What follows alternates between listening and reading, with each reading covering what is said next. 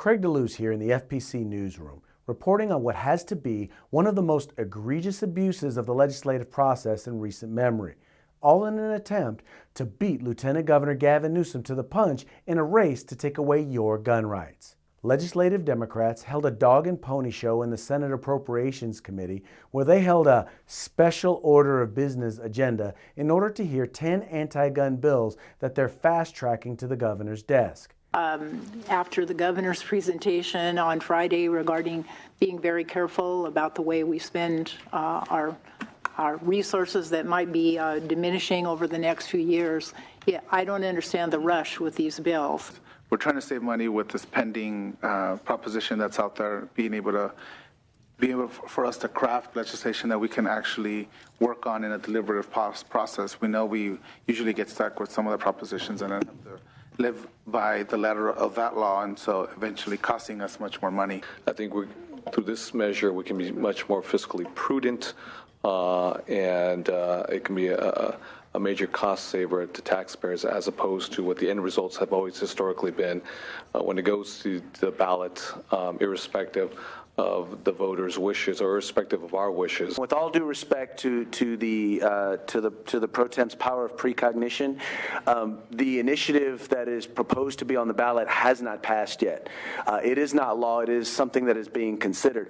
To compare the cost of this as compared to something that is not law or that is not current law is something that this body would not consider if we were talking about two different measures, comparing them to one another. Therefore, I do believe that it would be inappropriate to use that as a comparison. Now, keep in mind, there is a process for how and when bills are supposed to be introduced, but anti-gun legislators have chosen to ignore that process. They even refused to provide fellow legislators and the public with actual bill language and analyses before the hearing. It's come to my attention there have been amendments within the last 15 minutes. Is that correct? Oh, prior to the hearing. Is that correct? Do we have hard copies of those amendments? Have they been distributed to the committee? Give us 1 second. Well, frankly, there's no need to even just distribute them to me.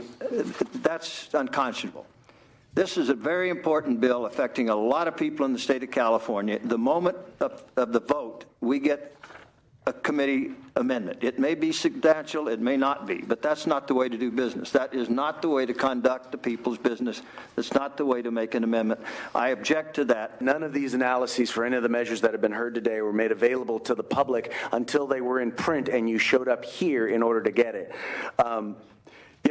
We're fast-tracked. These measures are being fast-tracked in an effort to subvert the opportunity for the people to weigh in on this very controversial issue. We believe that this, not just to pass it through the process, but to fast-track it in an effort to subvert the voice and the will of the people, we believe is unconscionable and represents a serious undermining of the democratic process, of the opportunity for the people to have their voices heard. All of these bills are now on the floor of the state Senate and are likely to be taken up any day now. So it's time to get to work. We need you to go to firearmspolicy.org. That's firearmspolicy.org. Sign our petition and get a list of legislators to call in order to tell them to vote no on these measures. If you appreciate these video updates, please support us by liking, sharing, and subscribing, and joining the Firearms Policy Coalition by going to firearmspolicy.org/join. This is Craig DeLuz in the FPC Newsroom. Thank you for watching.